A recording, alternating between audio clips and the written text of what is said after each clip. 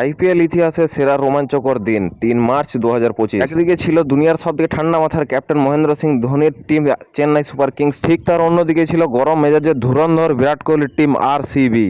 ভারতীয়দের মনে প্রাণে এই দুটো দলের জায়গা কতটা, ফ্যান্সদের উচ্ছ্বাস দেখলে এটা বোঝা যায়। সিএসকের বিরুদ্ধে ব্যাট করতে নেমে বিরাট কোহলির টিম চেন্নাইয়ের বুকে গেঁথে দেয় ২১৩ রানের মতো বিরাট বড় টার্গেট। আরসিবির হয়ে লোয়ার অর্ডারে ব্যাট করতে নেমে সিএসকের বুকের উপর তাণ্ডব চালায় ওয়েস্ট ইন্ডিজের প্লেয়ার রোমারিও সেফার্ড। তৈরি করে আইপিএল ইতিহাসে এক মহা রেকর্ড। মাত্র ১৪ বলে ৬টা ৬ আর ৪টে ৪-এর মাধ্যম দিয়ে ১৪ বলে ৫৩ রানের এক ঝকঝকে ইনিংস খেলে রোমারিও সেফার্ড। এর আগে সবথেকে কম বলে হাফ সেঞ্চুরি রেকর্ড ছিল যশস্বী জয়সওয়াল, মাত্র ১৩ বলে হাফ সেঞ্চুরি করেছিল। তারপর ছিল কেএল রাহুল ১৪ বলে, তার সাথে যোগ দিয়েছিল প্যাট কামিন্স, কলকাতার হয়ে মুম্বাইয়ের বিরুদ্ধে ১৪ বলে হাফ সেঞ্চুরি করেছিল। সিএসকে ভার্সেস আরসিবি ম্যাচে একটা নতুন নাম জড়িয়ে গেল রোমারিও সেফার্ডের।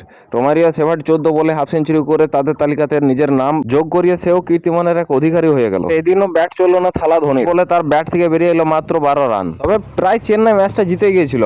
আয়ুষ মাহাত্রে আর রবীন্দ্র জাদেজার জুটি প্রায় আরসিবির দেওয়া অভেদ্য টার্গেটকে হিট করে ফেলেছিল। সিএসকের হিরো আয়ুষ মাহাত্রে ব্যাট থেকে বেরিয়ে আছে ৪৮ বলে ৯৪ রান। ২১৩ রানের টার্গেট মাথায় নিয়ে চেন্নাই ব্যাট করতে নেমে প্রথম থেকে চালিয়েছিল অ্যাটাকিং ক্রিকেট। আয়ুষ মাহাত্রের সাথে রবীন্দ্র জাদেজার জুটি একটা তুলকালাম ধরেছিল আরসিবির মনে। আরসিবির বোলাররা যখন উদ্ব্যস্ত হয়ে পড়েছে তখন সেই টাইমে আসে শ্রেয়স শর্মা। ৩টে ওভারে শ্রেয়স শর্মা মার খেলেও ৪ নম্বর ওভারটাতেও ভরসা রাখে আরসিবির ক্যাপ্টেন। ১৮ ওভার অর্থাৎ ১.৫ ওভারে বল তুলে দেয় শ্রেয়স শর্মার হাতে।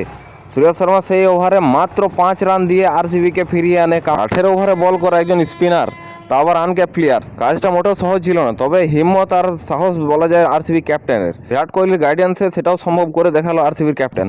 এবার দেখা যাক সবথেকে গুরুত্বপূর্ণ বিষয়, পয়েন্টস টেবিল। প্রথম ৩টে টিম অর্থাৎ আরসিবি, মুম্বাই আর গুজরাট, এই ৩টে টিমের মধ্যে চলে যাচ্ছে মার কাটারি লড়াই। কখনো আরসিবি তো কখনো মুম্বাই তো কখনো গুজরাট। তাদের সাথে কাঁধে কাঁধ মিলিয়ে লড়াই করছে পাঞ্জাব কিংস আর দিল্লি ক্যাপিটাল। খুব পেছনে নেই তারাও। পাঞ্জাবের কাছে রয়েছে গুরুত্বপূর্ণ সুযোগ একটা ম্যাচ জিতে ২ নম্বর জায়গাটা দখল করার।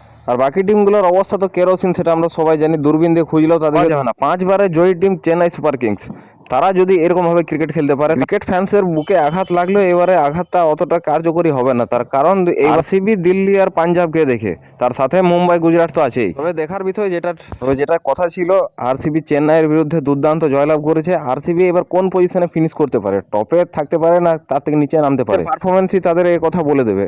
আর পরের টিমগুলোর থেকে যদি ডমিনেট করে আরসিবি টপে থাকতে পারে, তো আরসিবির পক্ষে এটা বিরাট বড় সুযোগ হয়ে দাঁড়াবে ২০২৫-এর আইপিএল।